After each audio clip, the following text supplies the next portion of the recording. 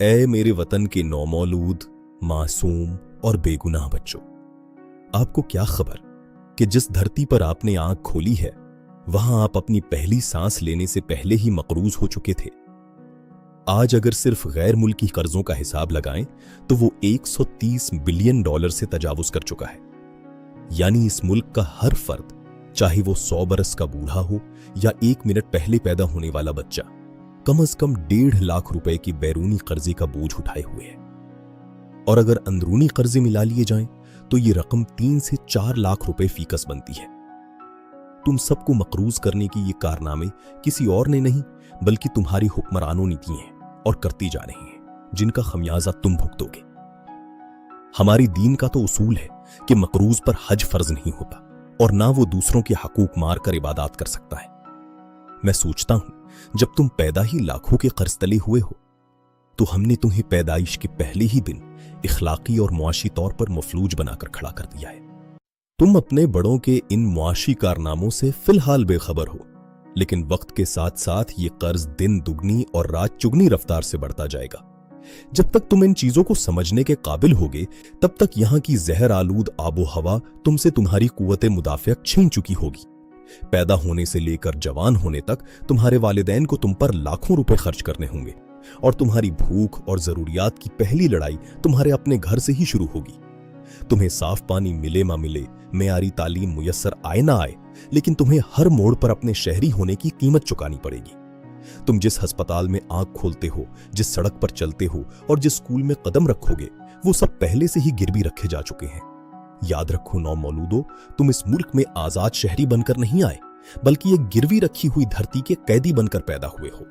अलामत ताज्जुब। अगर तुम बीमारियां और मुआशी तंगदस्तियां झील कर किसी तरह बच निकले तो तुम्हें पहले दिन से ही एक ऐसा माहौल दिया जाएगा जहां मजहबी फिरकाबंदी, जात पात और नफरतों के सारे गुर सिखाए जाएंगे। और अफसोस कि ये सब मजहब का नाम लेकर होगा।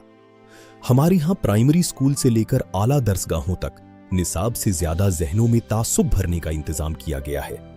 तुम्हें सिखाया जाएगा कि अपने हक के लिए आवाज उठाने वाला दुश्मन है और सवाल करने वाला काफिर।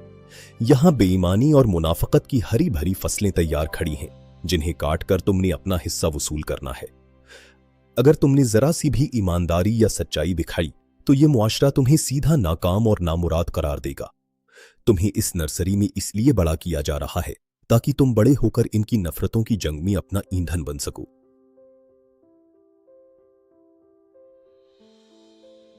अगर तुम इस गंदे और गल सड़े निजाम का हिस्सा बने, करप्शन की बहती गंगा में हाथ धोए और खामोश रहे, तो हम तुम्हारे मरने के बाद तुम्हारी बरसी भी बड़ी धूमधाम से मनाएंगे। लेकिन अगर तुम इसके उलट चले, अगर तुमने इस नाइंसाफी के खिलाफ आवाज उठाई या सच बोलने की जुर्रत की, तो हम तुम्हें मगरिब, यहूदो हुनूद और बैरूनी ताकतों का एजेंट करार देने में 1 सेकंड की भी देर नहीं करेंगे। नौमौलूदों, याद रखो, इधर किसी और का निजाम इंसाफ नहीं चल सकता। यहां कानून सिर्फ कमजोर के लिए है और ताकतवर के लिए रियायत।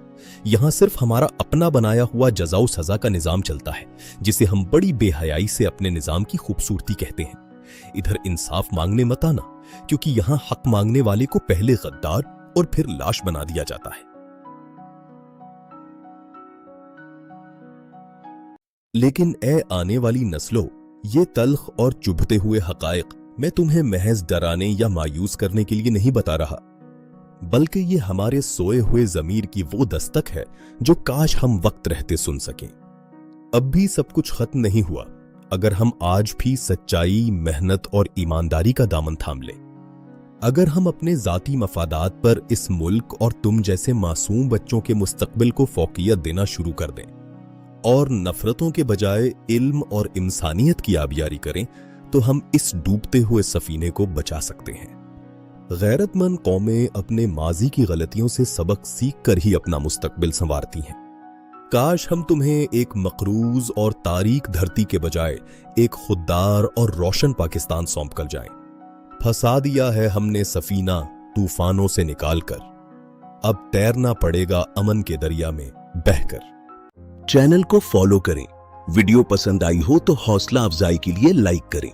शुक्रिया।